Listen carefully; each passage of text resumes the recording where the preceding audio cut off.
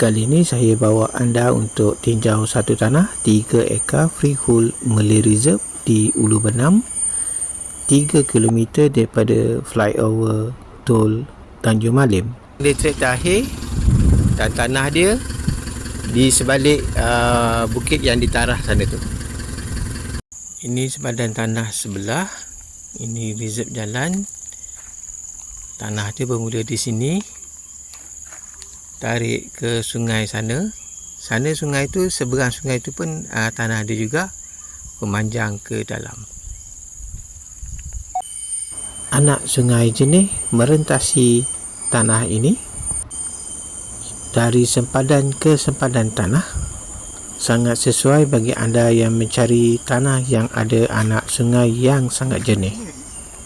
Tanah ini 70% landai, rata dan tidak berbukit sangat. Jalan menuju ke tanah ini jalan tanah sejauh 3 km dan sesuai menggunakan 4x4 ataupun motosikal. Harga 350k.